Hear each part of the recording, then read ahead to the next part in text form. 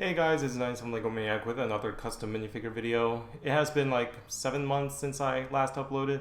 I was just very busy and dealing with like a lot of personal stuff lately, but I am here now with a new video, and today I want to showcase my One Punch Man custom minifigures. So I love this anime, and I highly recommend it to anyone who wants a good superhero satire show and is probably new to the genre. So I finished these figures last year and I made a series of Instagram posts. But I want to talk about certain details of how I went about each figure here. Without further ado, let's just start with our first figure, Saitama. Saitama is a simple figure overall with painted details all over the parts of his body. I just use a tiny brush and toothpicks to paint all these minuscule details here. For his gloves, I actually sculpted like these glove tops to match this boxer glove I have here for an action pose, which we'll get to later. And for his belt, I just made it with like a simple like a piece of bead tape and a large circular part of a Lego stud. I glued it on the torso and just sanded it down and painted on top of it. And for his cape, I actually want to give a huge shout out to Benson Bo on Instagram for the instructions. He made an articulated metal wire cape for his figures, and I was inspired to make something similar to his. So how I made it, I bought these nylon fabric patches and I used a metal wire from the twist ties at grocery stores, and the buttons on the cape are actually from the Lego antenna piece, and I just glued them on to the cape. Now to quickly go over accessories, if you guys see my Spy X Family video and you've seen my latest figures on Instagram, you know that I'm turning these figures into like a Nendoroid or Figma statue figures. So statue figures are extremely popular in the community, and they just stand out overall because the community are extremely creative in making these figures come to life and recreate familiar poses. So I pretty much went with that good smile approach when it comes to making minifigures by giving them these alternative limbs so you can interchange them with a standard minifigure. For Saitama, I gave him these 3D printed arms and legs so I can position him in this punching pose. Another accessory I gave him are these punching fist hands. One of them is 3D printed and I painted it to promote my punching pose sketch, which you can find on Instagram and send a DM if interested. And another accessory I gave him is this boxer hand, which I got from a collectible minifigure series, which I displayed mostly because of how close it looks like to the fighting style of the anime, and I just like how cartoonish it looks and it fits well for Saitama. For an accessory, I made this like punching effect with this like clear plastic piece. I don't really display this mostly because it's really loose on the figure, and with cats in the house it could definitely fall out, but this is what he looks like when it looks like he's breaking the sound barrier. It looks really cool. And lastly, I made an extra figure of him in his civilian clothes with his signature Opie hoodie and this goofy face that he always has. There was no better way to recreate this face in Lego, so I had to paint it exactly like in the show while I have his serious facial expression, all painted in Lego style.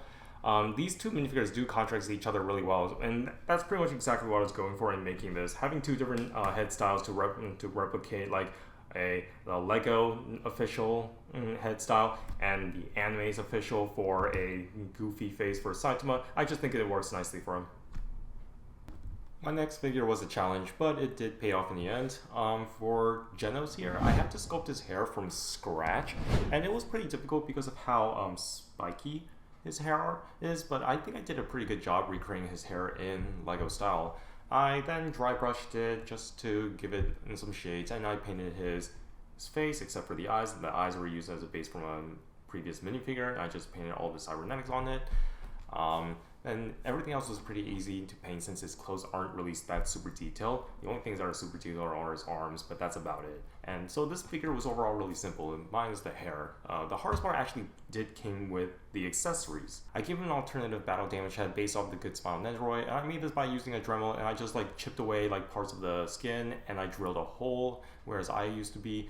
And for his arms, these arms are from your typical like Crazy Briggs arms from their archer set and their javelin, and I use this, and I also made like these 3D printed legs myself, and I designed them on SolidWorks, and these are part of like a fighting pose set, just so I can give him like a repulsor blast like a pose, so that way when he's like all battle damage and worn out, he can still fight and all. And these repulsor pieces, these are actually, I bought these from, I think it was like WM's like AliExpress site, but it was designed by somebody else. I forgot their name. But I know WM Minifigures on Instagram, they promoted it one time, and so I was able to find it through there. And these pieces are extremely useful because they work well for the repulsor blast and his flying pose as well. I do plan on using more of these in the future, like maybe like an updated Bakugo figure. And these do come in blue, so they could work with an Iron Man figure if you want to use them.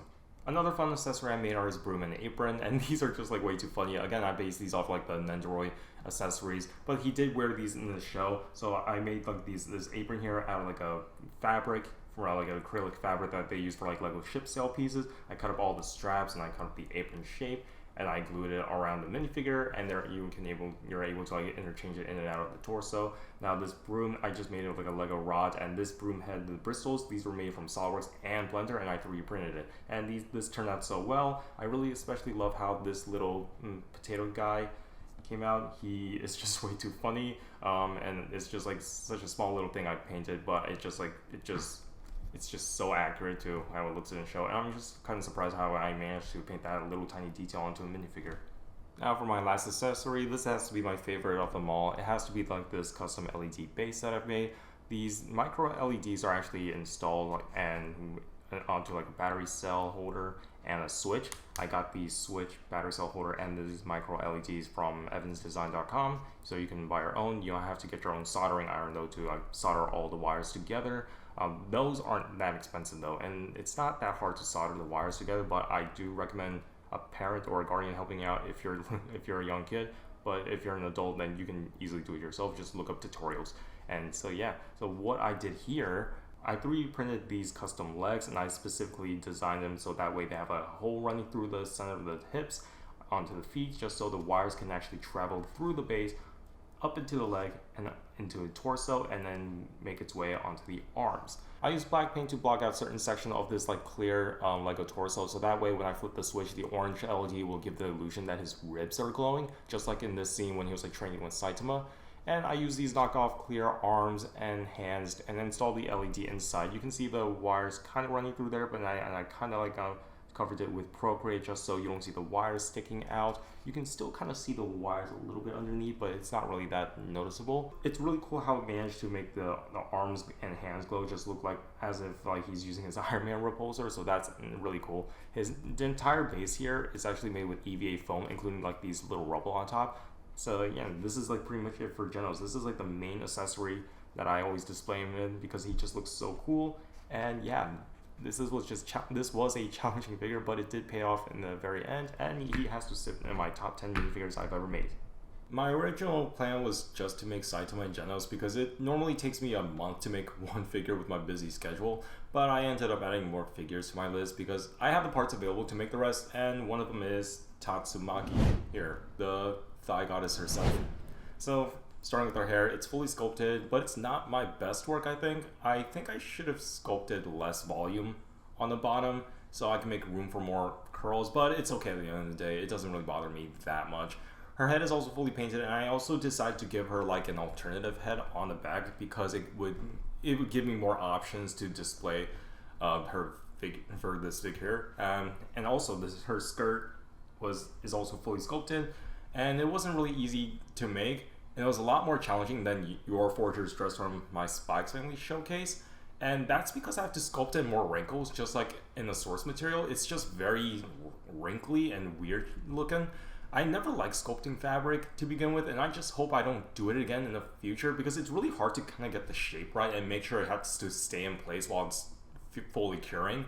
But I think it turned out great at the end. And I can also, remove it from the legs just as well, so that way it's still, you can take it apart like a normal figure, so it's not glued onto it or stuck onto the figure or anything, and I can't take it apart anymore. No, that's not the case, which I think is good.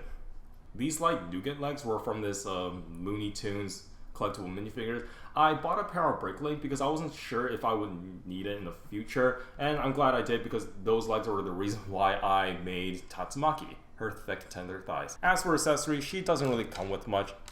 I gave her these like 3D printed like levitating arms, so that way you can display her like looks like she's lifting up rocks or something, so she's gonna throw it at people. And my personal favorite are these crossed arm piece. These are my old version that I made when they used to be one piece and it's like a snap fit.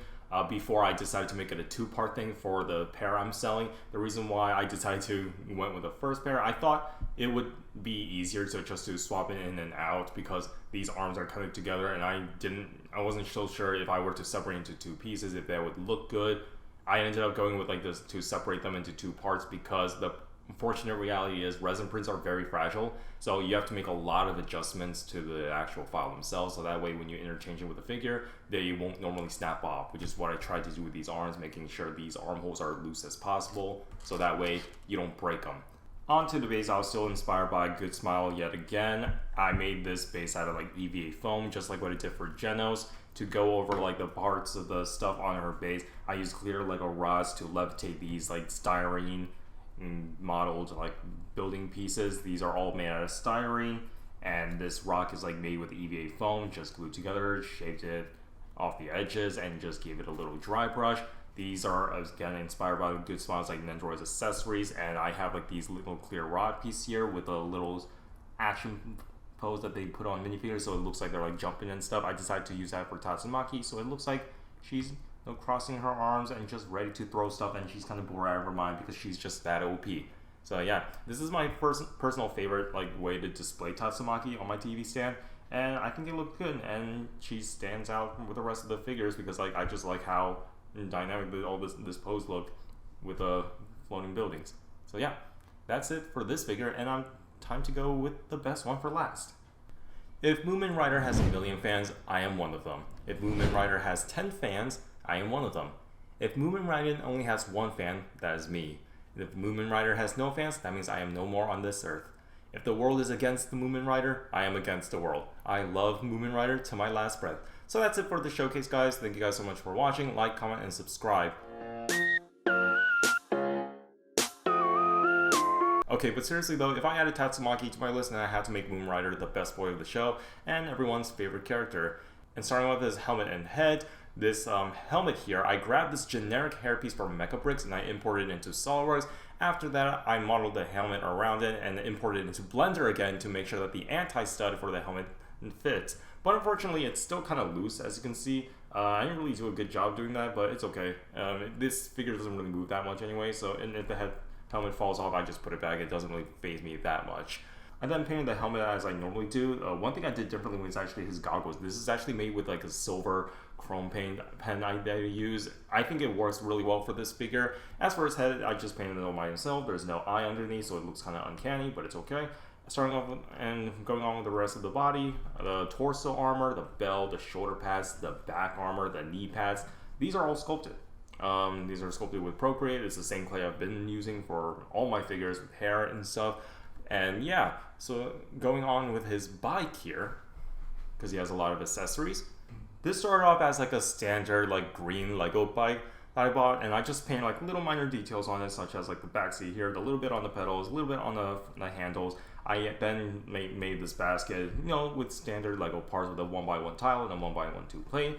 And for the brakes, I decided to go with like a little bit of styrene and some dry sculpted Procreate here for the brakes, and I think this turned out great. As for the base, this is still EVA foam. I glued like a little Lego stud here, so that way Mumen Rider can stand on top of it. And I also grabbed like a Lego robot hand that you see on Exo Force figures and all that. And this helps clip the bike into place, so that way it doesn't fall off, it doesn't roll off or anything, and it's perfect just to make it like stay in place. These little slits right here, I'll go over those in a sec. I just want to go over like the arms and legs for this figure. There are 2 poses that I wanted to display Mumen Rider on. Starting with my favorite, I decided to give him like this fighting pose. This is a fighting pose that you can get on my Instagram yet again. Again, check out my Instagram, find the pose, and send me a DM about it if you're interested. It comes with like, these 2 like arms here. This arm can be interchangeable. There's like an extra arm I put in a set, so that way you can have this arm flip to the other side, mirror the same way. There's these 2 fisted hands and this fighting pose leg. And I decided to base this off when he's gonna fight like a really strong villain like the Sea King. And he's going to lose, obviously, because the whole point of the joke is he's like the most courageous hero, but he's the weakest of them all. And that's like pretty much the point of his character. But you can't help but root for the guy because the guy's courage and heroics and sense of justice are like through the roof. I gave him like this bloody face. This is actually from a Hawkeye minifigure from those Avengers set, and I just like use like transparent like red paint to paint blood on it. And I think this expression works for him when he's about to like fight and he's about to like give it his all despite the fact that he's losing. So yeah, I wanted to capture that portrayal, and I just wanted to capture this, and I think I did a pretty good job here. As for the last set, this has to be the funniest one I did. This is his stand-up pedaling modes, roaring justice. So starting off with like this back here, I cut out these plastic pieces to give the illusion he's riding his bike super fast in the rain. This helps me display him riding his bike when he's like, you know, in a leashing bad pedaling mode. And starting with like his arms here, these are the arms specifically made for him when he's like holding on to the bicycle, and I gave him these like 2 custom leg pieces that are reused from other sets, so it looks like he's like pedaling, even though they're not really touching the pedal. It just gives you the illusion he's like standing up and he's pedaling and he's ready to fight crime and fight monsters and save the people, you know. So this is a really cool thing I wanted to portray because it's just a funny image in the manga, and I had to portray this, even though I don't display this normally because these plastic pieces do kind of come off easily, and since I have cats at the house, I don't want to deal with that situation. Same thing with Saitama's fisted, like air punching effect. But overall, I am really proud of how this figure turned out. I'm really glad I finished the Mumen Rider, and I'm able to portray him in all his Mumen Rider glory. I love that scene in the anime when he Mumen Rider all the plays and said it's Mumen Rider time. So yeah, that's it for this video. Thank you guys so much for watching. We'll move on to the end of the video now. So thanks for watching, guys. Leave a like in the comment down below which one is your favorite. Personally, I have to pick Genos as my favorite because I just love his LED feature. It's my favorite thing I've done, and overall it has to be my best project that I've completed in 2022. I promise I will be on top of videos, and I still have a lot more content I want to show you guys in the future. So thank you guys so much for watching. Be sure to subscribe, follow me on Instagram to catch what I'm up to and what projects I'm working on. Until then, see you guys later. Bye bye.